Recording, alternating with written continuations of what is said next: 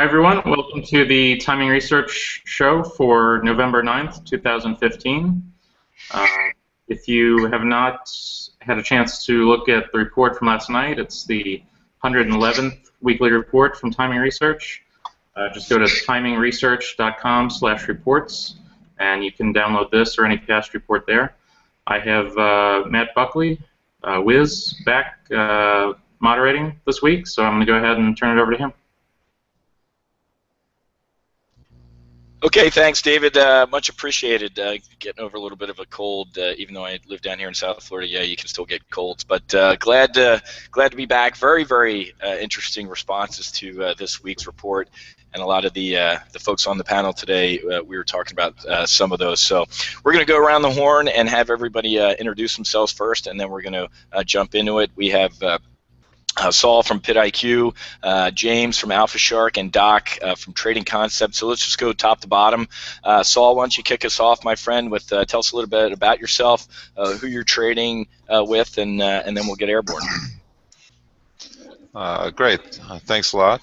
Thanks, Whiz, for having us over. Yeah, I'm an independent trader. I've been on the floor here for the last, I don't know, 25, 30 years. I've been trading on in the bond pit for most of my trading days.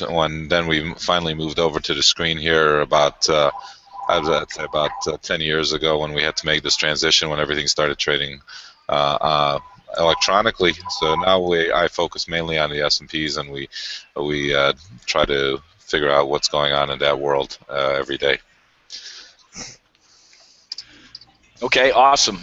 James, over to you, my friend. Thank you very much for having me, everybody. So I'm having a little bit of technical difficulties with my camera here, so I am going to have to be a disembodied voice, but I am a real person. I am here trading at AlphaShark Trading, based out of Chicago. We are not on the floor. We trade from behind the screen, but our main end goal is to analyze and dissect institutional equity options order flow for our live trading room, where we have a group of over 500 retail traders coming in and hearing us do that from the open to the close on a daily basis. And essentially what we're doing is trying to flag unusually large equity options orders in individual equities, and then using that as a proxy for figuring out what institutional money is doing, and for doing things like flagging and catching traders that might be trading with some type of inside non-public knowledge that they're not supposed to have. And you'd be amazed how many times you're able to do that by looking at equity options order flow. These guys are pretty brazen and blatant with some of the types of trades that they do. So that's basically what we're trying to do on a daily basis, and we have a bunch of software products that support that goal as well. Yeah, that's maybe we'll get into that in a little bit, James, but it always cracks me up. What was it, a couple years ago, before 3G Capital and Warren Buffett bought Heinz. I think Heinz call activity was like one call every 5th leap year, just no activity at all. And like 2 days before, that deal was announced, like 80,000 calls were purchased there. I did a little bit of digging. Turns out it was the People's Republic of China, who has a nice insider trading thing. But we can talk about that over beer. But yeah, order flow is a pretty interesting discussion. But we can let's talk about that in a little bit. Okay, Doc, over to you, my friend. All right, thanks, Whiz. Thank you, David, for inviting me today. Doc from Options MD. We teach people how to trade options. Mostly the selling of options, creating premium, creating income, and we're mostly focused on the S&P. We get into the Russell and the diamonds a bit too. So really interested to weigh in on today's topic. Awesome, yeah, and definitely like being a seller of options myself, Doc. Love being the house, so to speak. Okay, and for those of you guys who don't know me, as David said, Matthew Buckley, you guys can call me Whiz going forward. Flew the Hornet for the Navy for about 15 years. Graduated from Top Gun, so there's my marketing department, obviously Top Gun options, and then flew 44 combat sorties over Iraq. Went up to the Board of Trade and helped run Peak 6 Investments for a couple years there, right there on the 4th and 5th floor, I guess now, of the CBOT, and more or less felt like Valentine in trading places there. But that was a good time, and then started the Options News Network, ONN.TV, and then decided to move down here to South Florida, as I was joking with James after a couple too many Chicago summers there. So that's real quick about me, and then let's go ahead and get airborne. All right, we'll keep that same order the rest of the afternoon. Saul, James, and Doc. So Saul, why don't you kick us off with essentially question number one there, and everybody should have the report up, or you can go to David's screen there. What developing events? They can be technical, fundamental, macroeconomic, your gut. I mean, whatever you're looking at, what are you going to be watching out for the trading week this week that might make a positive or negative impact on the S&P 500 or other U.S. markets? It's a very interesting question, considering we come here every day as traders and try to figure out, what market's going to affect our market. Today was a big surprise, as you can tell here. We're down a good chunk of change, and really on quiet trade. Since I'm on the floor, I feel a little different feel for sometimes the action versus somebody who's up in an office and just looking at a monitor to try to get some indication. Some of the talk from the floor that we get is obviously the unemployment numbers still kind of disseminating what it means and how it's going to affect the interest rates with the FOMC coming up. So that is what we're looking at here on the floor, some of the Fed governors who are talking and what they might be hinting at, and then what effect it's going to have on stocks. Obviously, with the stocks going down a lot today, is that going to negatively affect them in regards to raising interest rates or not? The main focus on the floor here is basically interest rates more than anything else, and going forward, what they're going to be doing in their meeting in December. Well, and Saul, for folks that are relatively new to the markets, even though it looks like we have a pretty sage crowd, as Doc was taking a look at earlier with some of the responses, why would increasing interest rate, why would the Fed doing this? I know you're a bond trader, so you're kind of the 500-pound head among us in this, but for a layman or women, why would the Fed raising interest rates kind of give equities a scare? Well, I mean, the cost of doing business obviously is an issue. The fact that the interesting way that they're looking at it right now is that if they raise interest rates, that means the economy is doing well. Which is, before the scare was that if you raised interest rates, you were, it was a negative towards the economy because. Exactly. But now you're flipping it all over, and now they kind of, when they hinted at raising interest rates the other day when they came out with their report, the FOMC report, that kind of broke the market initially and then rallied its new highs. So you had a complete reversal, and the logic, if I can use that word, because you can throw the logic out, all the logic that we've learned over the last so many years can be thrown out the window, because it doesn't make any logical sense that you want to raise interest rates because the deal is that the economy is getting better.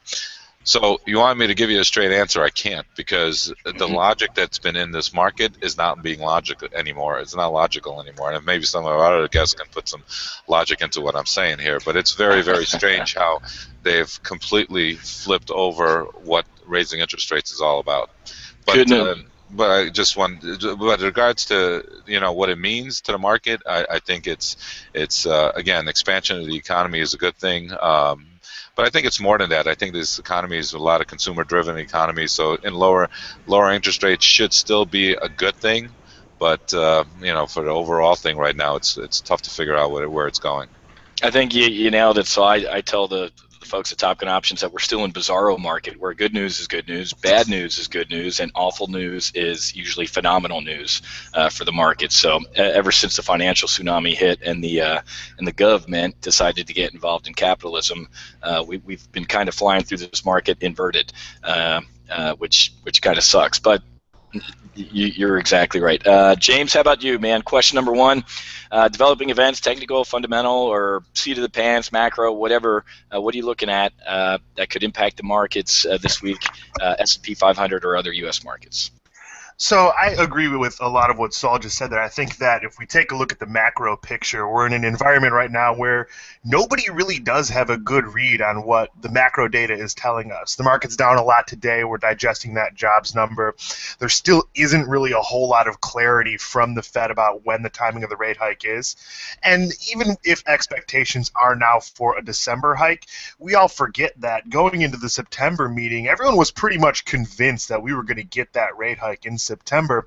It wasn't until the roughly 2 weeks to 20 days before the meeting that we saw volatility pick up overseas and some other cracks in some of the macro data. Then everyone was not convinced that it was going to happen. There was no way they could raise rates in September now, and we could very easily fall back into that dynamic going into December and push that rate hike out again.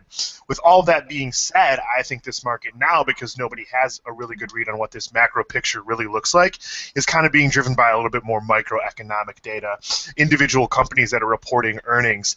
And I think that really starts to get confirmed by the market when we take a look at some of the metrics. And this is an index that is disseminated by the SIBO that most people probably don't know about, because it's not something that you really hear in regular conversation, either in financial media or in articles written online. But the ICJ is a correlation index, and it takes a look at all of the S&P 500 names and tries to measure what correlation between those names is like at any given point in time.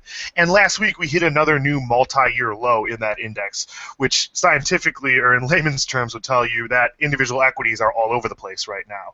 Right? There's not a whole lot of correlation, and I think that's because we're really being driven by these kind of micro events and catalysts like earnings. At the same time, if you're someone who wants to put a big play on overarching play across the broader market, the VIX is still relatively cheap. We're getting a really big bid off of those lows from 2 weeks ago. We actually traded below a 13, but we're only at 16.5 right now. And while that might seem relatively high based on what we've seen over the past 2 years, historically speaking, if we look at a long-run average, it's still pretty cheap. So, the market is kind of telling us right now that it can't really find direction, sustained trend one way or the other, that this rally off of the lows that we've had in the S&P probably has a lot of really soft money in it that can be taken out very easily.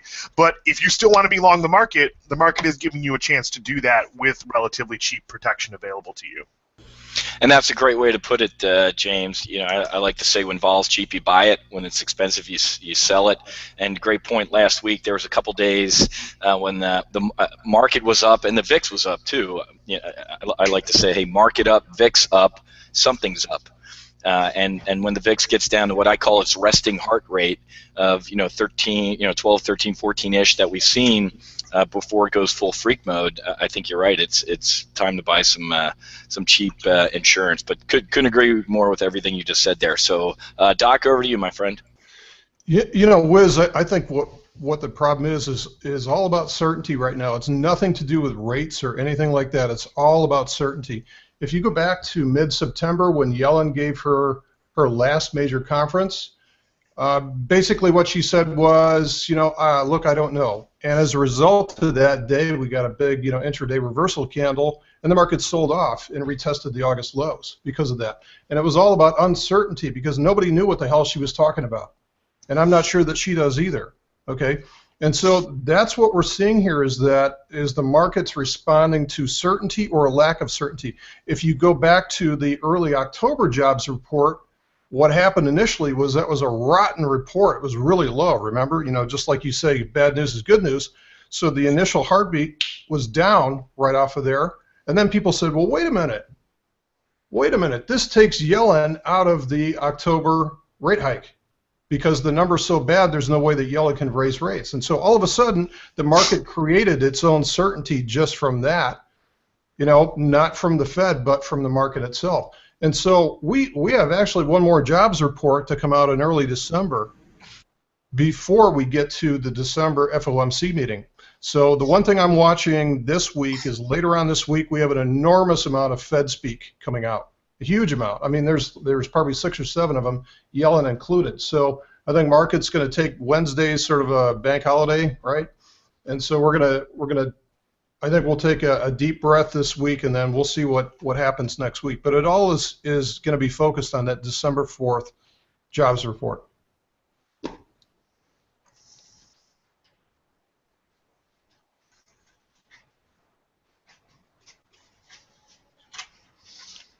Hey, Matt, you're still muted. Sorry about that. Yep, Doc, I think you nailed a lot. There's a lot of Fed lieutenants. If Janet's the commanding officer who's a little clueless, I agree with you, Doc. There's a lot of her lieutenants running around this week, Evans and a couple of the other ones. But Friday we are going to get, I think, more. It's kind of a weak as far as macro, at least domestically here in the U.S. Thursday, she's speaking at. What the hell is she speaking at? Where do you see this name? Conference on Monetary Policy Implementation and Transmission in the Post-Crisis Period. Whoever came up with that name needs to be fired. The JOLTS jobs opening on Thursday. And then Friday we get core retail sales, inflation, and obviously everybody should know when you see the word core, it means X something, that's excluding autos. The Conference Board and University of Michigan consumer sentiment preliminary numbers. So I think Friday will move us around a little bit. So I agree with everything the panel just said with what folks are going to be looking at this week. I'm not a technical trader, and I certainly don't trade one on or play one on TV. But it doesn't take a rocket surgeon to figure out that here's China ending the world. Here's us figuring out that the world's not going to end.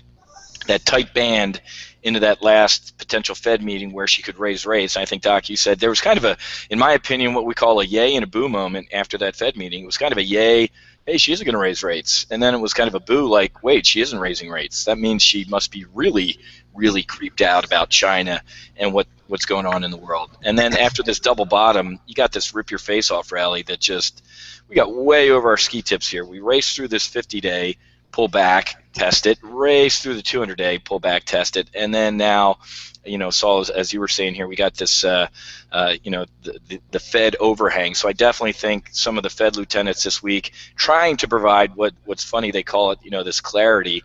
I think it's going to be very, very interesting. So as David said, as James said, taking a look at the VIX this week could give us an indicator, but to me, this week, a big thing to watch, aside from everything everybody just said, is whether or not we hold this 200-day moving average. I think, to everybody's point, everybody's kind of, after we go through one of these technical levels, everybody kind of stops and looks around at each other and goes, hey, we good here? You good? What do you? And then if we are good, we kind of go higher. If everybody kind of looks around at each other and says, holy crap, we're at these midsummer highs here, there's nothing really going on, there's not enough liquidity, if somebody else fire, I might start kind of making a slow walk toward the exit here.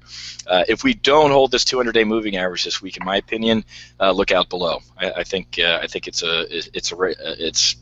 all downhill from here, even with all our seasonality fall stuff that people like to talk about. So that's what I'm kind of looking at for this week. So let's go inverted and go back to more or less question number 2. I want you to rate based on any of the stuff that you just talked to us about, Saul. Would you predict this week that the S&P 500 is going to move higher or lower from where we opened this morning? And we'll do 2. We'll knock out 2 and 3 together. Higher or lower on Friday, and then let us know your confidence. All right. Well, again, I think you're right. That chart pattern is scary. Just going way too fast higher and just not coming back. It's not a normal chart pattern when you have one-way trade like that going. It just, when we were talking, when they broke it down the second time, and then we're at 1800, and I'm thinking, oh gosh, we're never going to go back up to 20 handle, and we get to 1900, and we're like, oh, we're never going to get to the 20 handle. We get to the 20 handle, we're not going to get to the 21 handle, and we're like, touching the 20. Really? I mean, as a trader and an everyday trader, I'm not a long-term trader. So for an everyday trader, you're looking at the ebbs and flows of the market. We're looking at, what is affecting us every day.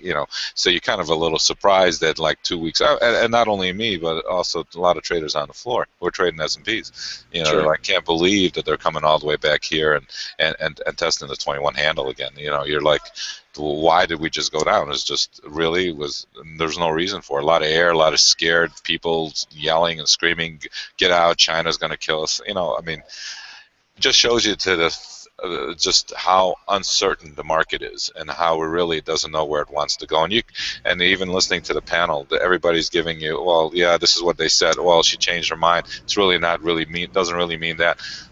The reality of it is, it's like you're at these highs, a 21 handle. You're getting some volatility, somewhat, but then it dries up really fast. You're into the holiday season right now in December, so it becomes a little bit of an issue whether you're going to get too much action going on. Obviously, any geopolitical situation can ignite the situation to go crazy, which is kind of what we're hoping for, right? But right, you're right. I mean, if it does tip off of that 200 moving day average, I think everybody sees the same thing. You could easily rotate back down because we rotated up on air, right? I mean, there was really no reason for it to slowly uptick besides the fact that the Fed said, oh, maybe they'll raise rates, maybe they won't. Goes back to, oh, we're going to raise rates. We're going to raise rates. They had their opportunity to raise rates the whole summer, and they didn't. You know, there was no reason why they'd never raised rates during the summer. The levels were just about the same as they were now. You know, so, you know, it doesn't make any sense. I think everybody's guessing. If you want me to give you a guess, I'd say we're probably going to be lower. If we get below the 200-day moving average and stay there, then we're really going to be lower. And if it gets, but my certainty is like 50-50. Okay, he's lower, and he's a 50 delta there. So, James, over to you. Yeah, so I think it's really interesting to see that, you know, we pretty much have, from the respondents in the survey here, the same type of answer there. I mean, half are pretty sure the market will be higher, half are pretty sure that it's going to be lower. If you would have asked me this morning, I probably would have said that I would expect us to kind of slowly, you know, chop around to end slightly higher by the end of the week. But as we've taken out some key levels today, one of them being this level right around 2080 that we bounced off of 2 or 3 times last week, took that out pretty aggressively today, and based on indicators that we look at, it looks like in S&P futures, a lot of the activity to the downside here is driven by some big block sellers as well. So I would say that if we don't really have too much macro data points being released early on in this week, and we don't, most of the macro stuff this week is just Fed heads coming out and, you know, giving their opinion, perhaps saying a few key buzzwords that might get market participants excited. But at the same time, like I said, I don't think that this rally that we've had off of the lows is completely for no reason at all. I think we're definitely overbought. It definitely happened way too fast. But for the most part, we came into this earnings cycle having a lack of macro data catalysts, and then we come in and we have earnings that are pretty darn good. There's been some really good sectors that have stood out in terms of earnings this quarter, but at the same time, the expectations coming in were not very good, so it's very easy for a lot of these companies to beat on earnings, and I think it's what driven a lot of the buying in the market. Like I said before, though, a lot of that is soft money, so as we have a big aggressive move lower today on Monday, I would think that we're probably going to see some follow through tomorrow, especially if we close near the lows here. The S&P futures options are still implying about 30 points worth of action through the end of the week. And for a week that we don't have a jobs number, a week that we don't have some type of other big macro data point being released, and really also have kind of a thin earnings calendar, that's quite a bit. So people are definitely kind of nervous here, I think. We're really kind of sitting on an important support level here. If we get that taken out, I think it's going to be really tough for this market to grab back the losses from today even. Like it. Love it. Awesome. Doc. You know, what we've been following is this move that we've seen from August has been almost a carbon copy of what we saw back in 2011. And you know, if you follow the move, what happened at this point 4 years ago was we had about 3 to 4 weeks of sideways movement, and so that's what I'm expecting to see from here. Because again, nobody knows, and everybody's going to be holding their breath until probably the early December time to see whether or not we bid this thing up or we let it float. Right now, I think as long as we stay above 2020 on the S&Ps, that's about a 38% fib, then no big deal right now, because tops are a process. This thing is not going to drop like a stone. But if we end up putting in a lower high, so in other words, if we come up like this, bounce down, test the bottom, and come up to a lower high, that's setting us up for potentially a really, really nasty lower high in a weekly or monthly chart. So that's pretty serious. So since August, I've been looking forward to this fourth quarter rally to come up and retest the highs. And then do we do a 2007 where we actually punch through and make a new high and then drop like a stone, or do we do a 2011 where it just keeps on going? So again, I don't have a dog in this fight. I don't really care whether it goes up or down, but I'm going to watch these levels really carefully over the next few weeks because they're going to determine if we punch through those, chances are the pain's going to be to the upside, and that's the way the market's going to shoot. Otherwise, we punch through to the downside, we put in a complex top, and it's going to be a very difficult beginning to 2016. Yeah, good way to put it. All right, so for this week, is it a coin flip, up, down, and same thing with your estimation? Just sideways. Just sideways. I'm expecting sideways move. Today's the day I've been waiting for 2 weeks. Yeah. Well, and we see this often with these type of Mondays, especially on China data. I think one of the reasons we're down today, I think Saul hit on this obviously, and everybody else talked about it, was the jobs report. But also it seems like any one of these Mondays. So let me grab. Let me pull this up real quick. So China's imports fell by 19%. So people always ask, well, geez, why are we down right out of the gate on a Monday? 80% of the time, it's because something happened in China. We saw it, what was it, last week or 2 weeks ago? I mean, my weeks are running together here. I guess they say the memory is the second thing to go in a guy. It was the bad, GDP data. So I think we're a little bit lower out of the gate today because, as everybody said, we're digesting jobs and good news, bad news, and all that type of stuff. But I think the China story is also going to be on the radar this week. And then also over the weekend, it was who was it? Fed Lieutenant Williams, the San Fran guy. He said, "Hey, next step out of the Fed is a rate hike in December." So I think as we all talked about, the Fed lieutenants are. It's funny because after they come out with a decision, all the Fed heads scramble to find a microphone and try and provide some clarity to the report that they just put out that was supposed to have clarity in it. So as we all kind of alluded to, I don't even think they know what they're doing.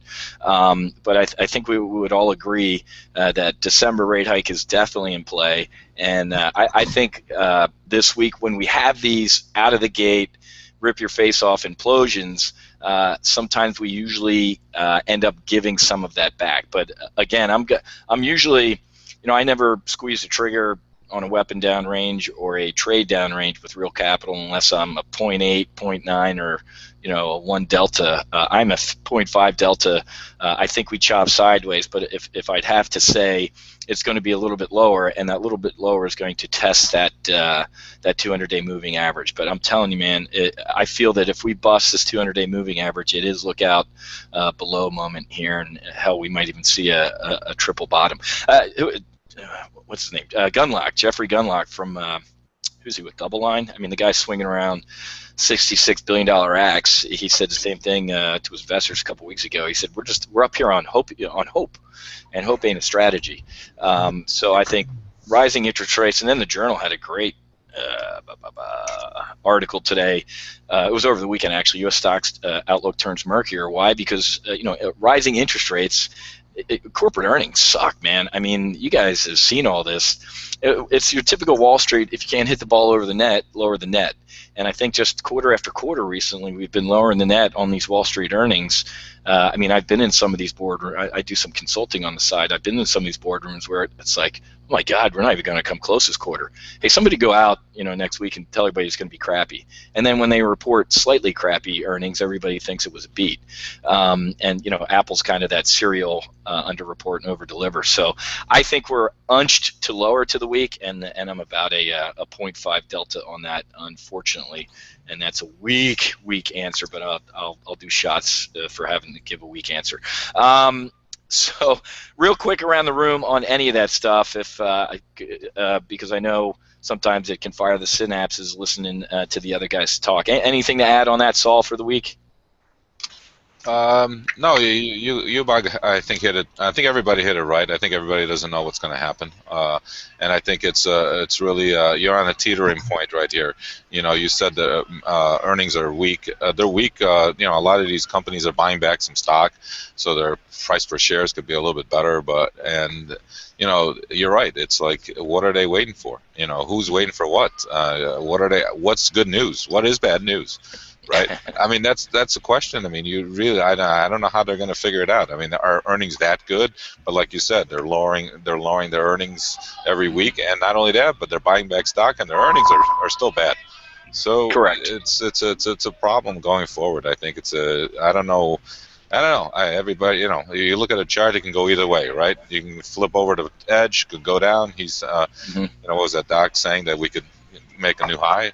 Really, It is a 50 delta rate. I think we're all feeling the same way. And James, I think you said this as one of our options. Well, you and Doc are options heavies.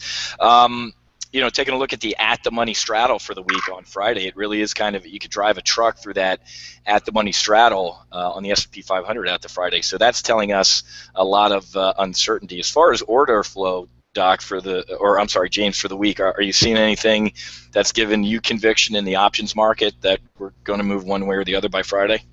We're really not, and I think that's been a trend over the last couple of weeks. It seems like institutions in general have kind of lost their conviction, particularly when we look at order flow that's out a couple of expirations. We've seen a lot of weekly options order flow, and you always see that, especially when we have a lot of individual earnings coming out. You'll see them come in and put on plays in companies that they think are going to move in simpatico with others that are reporting earnings in the week. But most of the flow that we've been noting as significant has been really short-dated stuff. So that tells me that, hey, they're kind of sitting on their hands now too. I would guess that they're doing that waiting for a little bit more clarity on the timing of the rate hike. Like you said, I said that I thought earnings were pretty darn good this quarter, but I was saying that relative to expectations, they were pretty darn good. Exactly. If we take a look at these reports and these companies that are beating, we're going to see some of the most engineered earnings reports that we've seen in years. Exactly. And But when you have numbers like that, what are market participants left to do but buy the market? There's nowhere else for them to put their money, even if these reports are coming out as highly engineered, good numbers on really low expectations. That's still going to drive the market higher. And I think that even though that is the case, the fundamental and underlying growth just isn't really there, and I think that means that there's a lot of soft money in the market right now. Well, I think you nailed it, James. And a lot of people try. You have to trade the market. You got to trade the ticker that you have, not the market that you want. So a lot of people, for a while there, as the Bernanke, funneled $85 billion a month in money printed out of his town car into the market. Everybody knew things were bad and it was kind of crappy, but you couldn't fight $85 billion a month in liquidity. So that's why I call it, the Fed's hopium. You just got to smoke it and drift higher with it, but you also have to have an ejection seat at the same time, because guess what, man?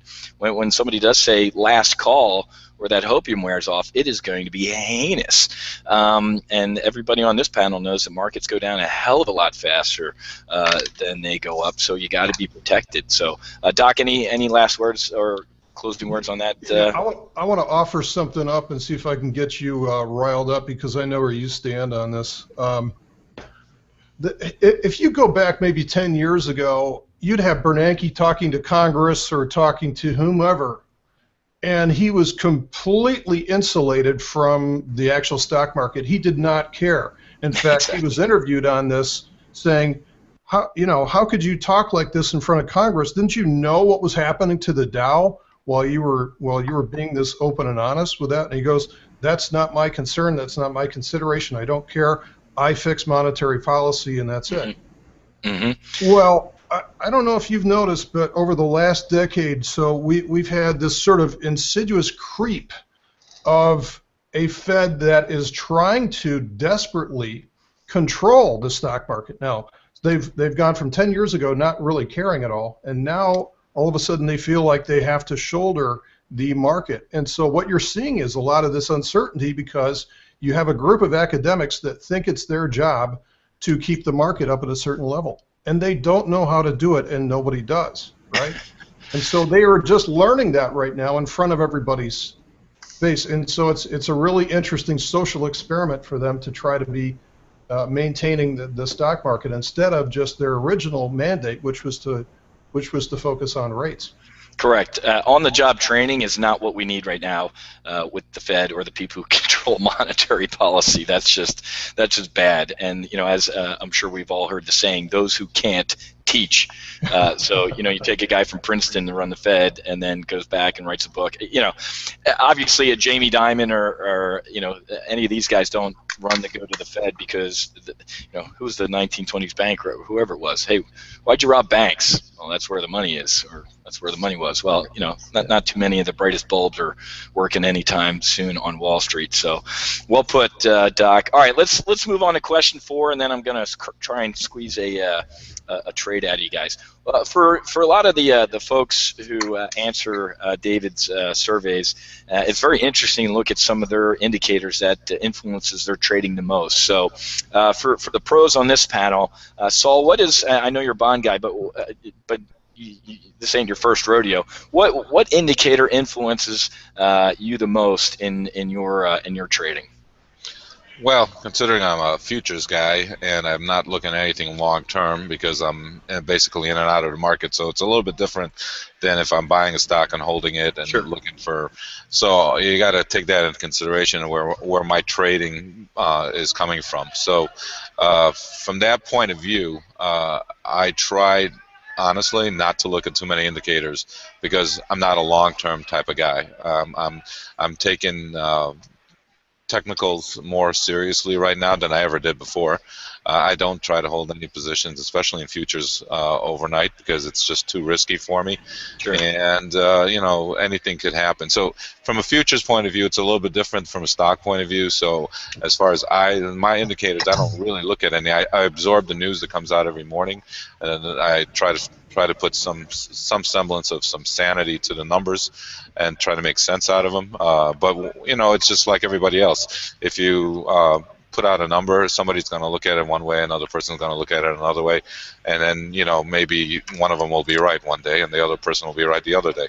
But as far as what we do, I'm looking more at trying to trade the market from everyday point of view instead of a longer term. Okay, great. James? Yeah, my strategy has really kind of shifted into that same frame of thought as well, where, typically speaking, when we see equity options order flow coming across the tape from institutions, it's not coming across as day trade setups, right? They're usually coming in and putting on some longer dated, or at least, what we would consider longer dated 2 or 3 months out.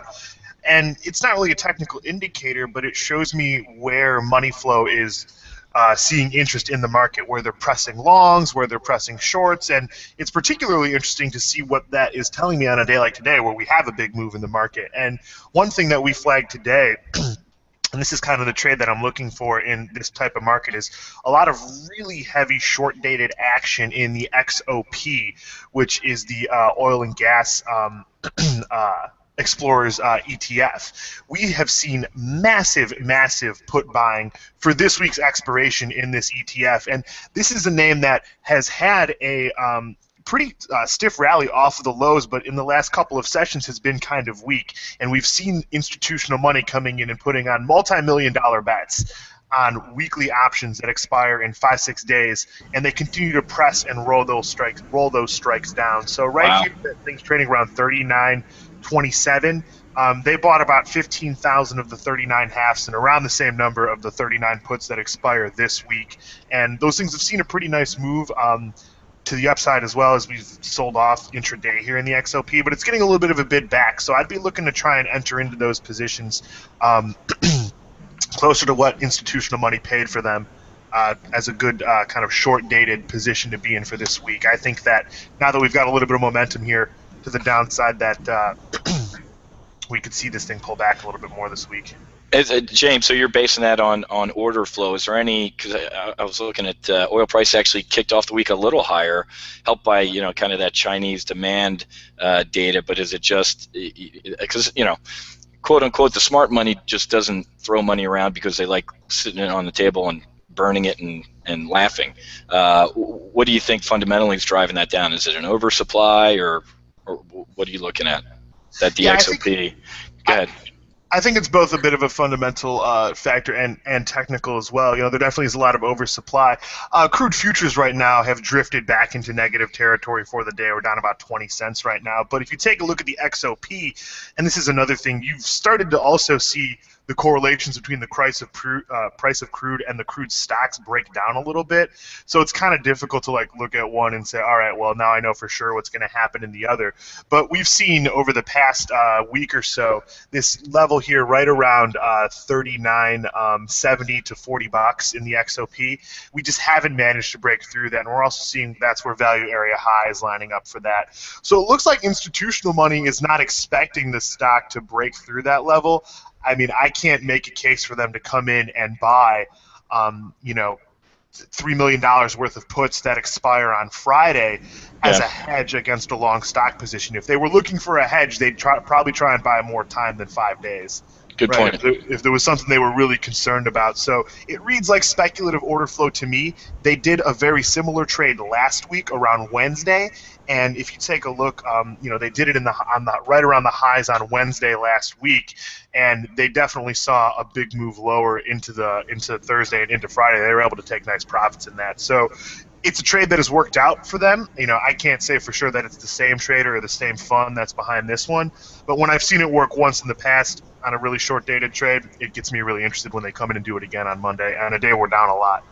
Well, it's interesting that you bring that up, James, because Saul, for example, he's on the floor. He can that's some of the nuance in trading that we lost as people move off the floor. I mean, in the old days, if Whiz from Goldman Sachs walked into a pit and said, "Hey, give me 50,000 of the IBM, Oct, whatever calls," everybody'd look like, okay, well, maybe they wouldn't see this, but Whiz ain't no idiot. That's a lot of money. Whiz probably knows something. You actually had clarity, or you could see who was doing what. But as people moved off floor, you don't know if that's a keystroke, the village idiot who has a lot of money, or what's going on with that. Black box. Or a black, yeah, that's exactly right.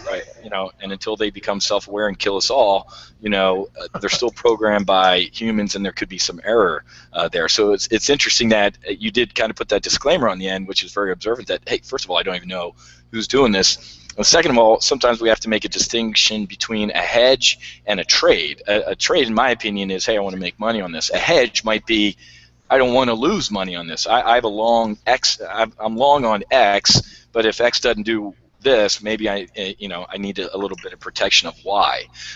So I think that was a good way you slice that up, James. I appreciate that. Okay, Doc, any final thoughts on what indicator influences your trading the most? Well, it's always been price action. So I split it up into a fractal series that's set off by a factor of 5. So monthly, weekly, daily, 78-minute chart. And so none of it's lagging, so I can watch the price action happening right in front of my eyes, and that's really what I'm focusing on right now. So. Well, that's interesting because as we all were getting ready for here, just reading some of the responses David got on this. I think the key word in that question is what indicator influences you the most. I think Saul might have hit where I'm going. It's all the above, but that's not the answer to the question. Mine would be, and I think somebody put it, I didn't answer that, so I'm not going to take credit for it. I'll scroll down. Somebody put brain.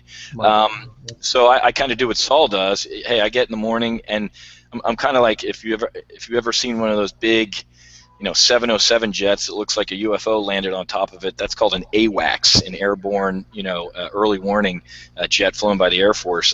That's kind of how I view my trading. Is I got all this stuff in it, but at the end of the day, all that data has to be presented to a general or an admiral, and they got to use that 6, 7, 8, or 2 inches for my Marine buddies of gray matter between their ears to ultimately make that trading decision. So. I apologize to any Marines on the webinar. Please don't kick my ass. All right, so guys, let's go ahead and let's go around the room on a wrap up.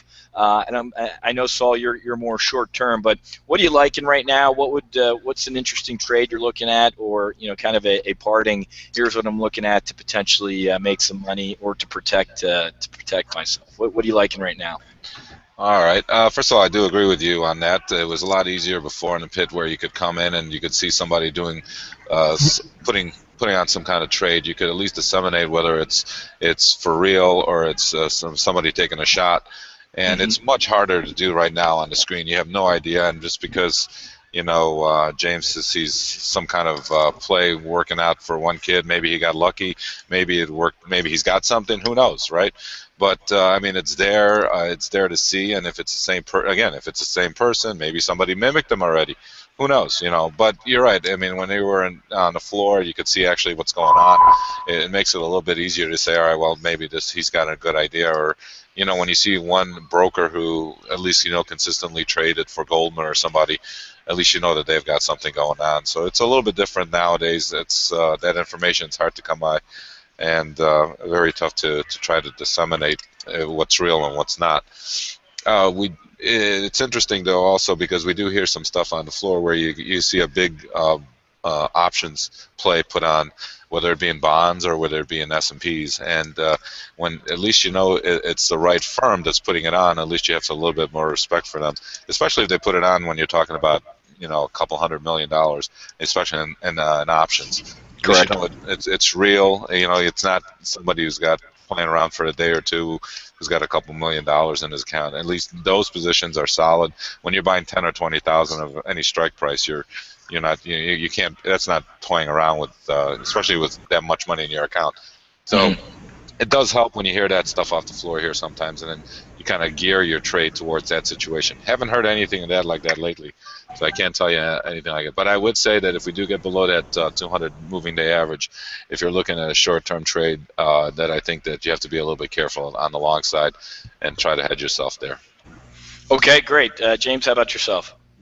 Yeah, I think it's really interesting what Saul just said there, that he's not seeing any kind of options activity from guys that are coming in and putting on macro type plays in either the S&P or in bonds or whatever type of macro instrument you can imagine there.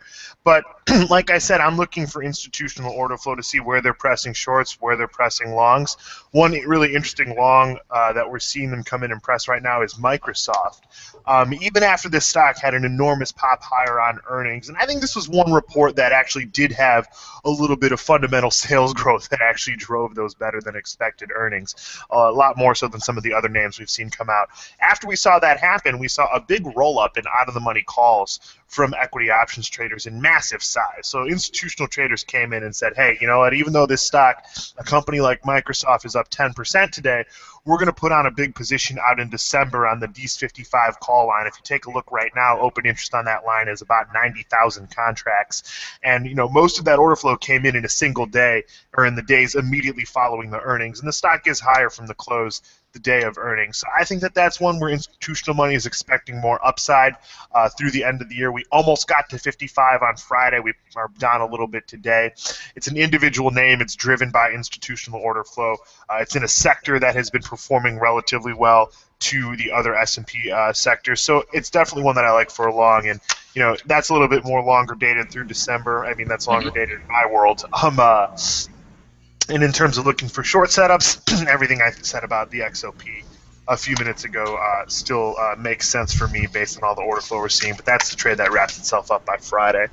I like that. I wrote that one down, man, so that was worth the price of admission. Thanks. Doc, over to you. I like, like I said before, I'm expecting range bound for at least the next couple of weeks. So right now what I like is the Spiders November D's 208 call calendar. And we've got a positive differential on the volatility, so we're actually selling more short-term vol than we're buying. So that's always a nice thing to get in the calendar spread. So, do a real simple trade, not looking to hit a home run or anything like that, but, expect to get a 10 to 15% return here in the next week or so.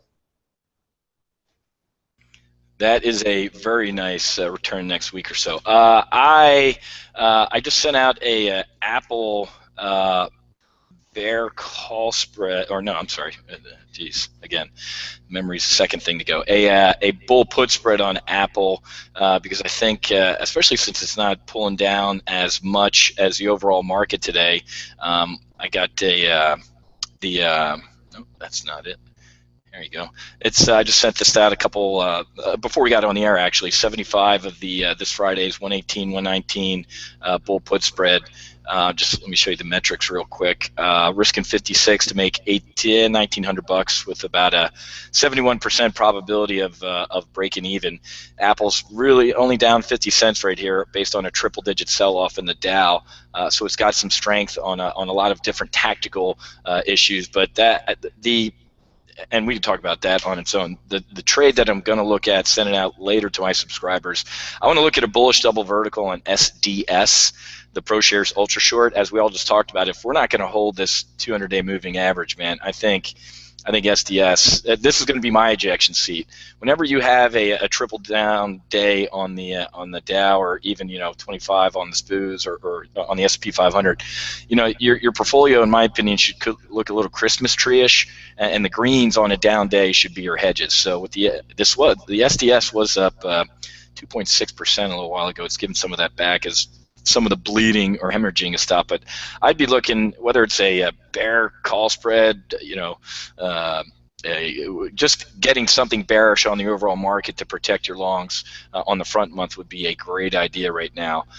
Just because I'm just as all of our guests said a little bit today, I'm a little creeped out, and we're getting hypoxic up here at this altitude. And when people get hypoxic, they make stupid decisions. So get some safety on, and be very careful. So, all right, guys. Hey, great roundtable. Let's go around real quick. And if folks want to kind of reach out to you, or see what you do, or like what you talked about today, let us know how we can get a hold of you, your website, or some of your services you offer, and we can track you down. So Saul, over to you.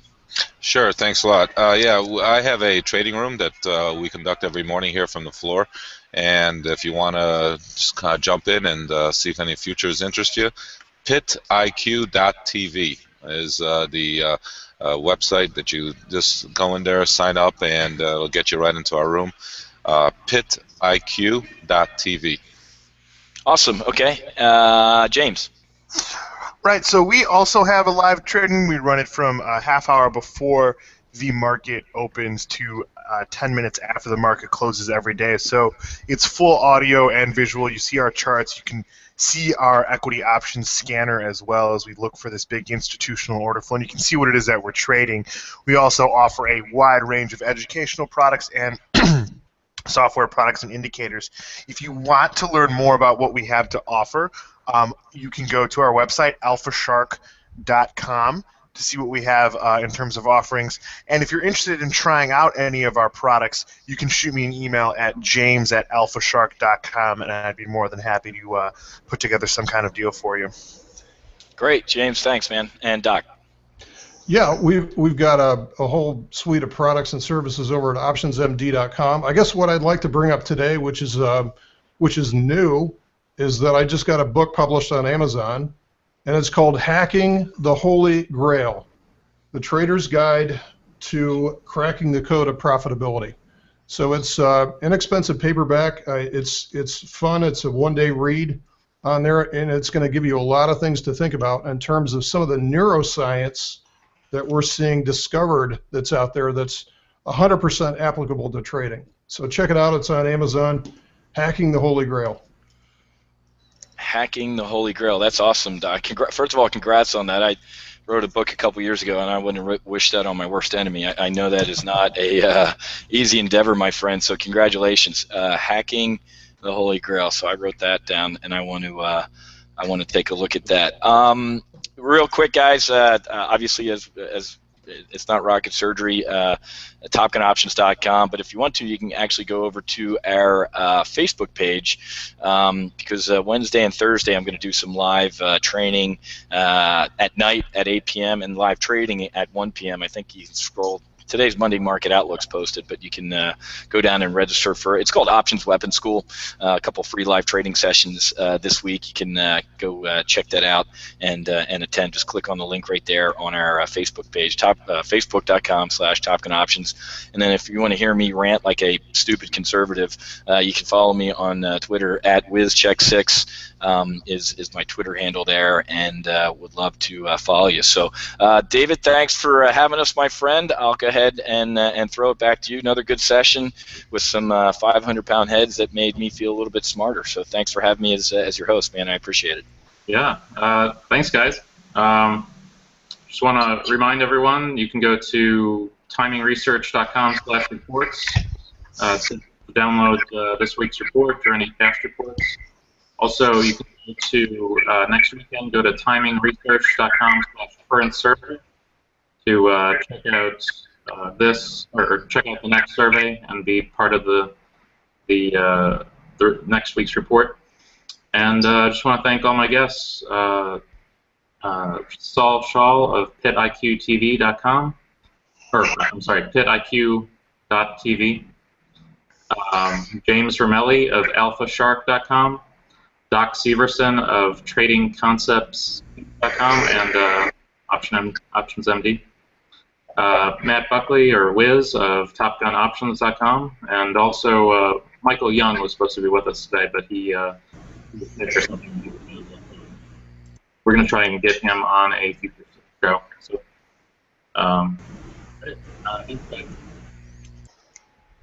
you bet. Thanks, David.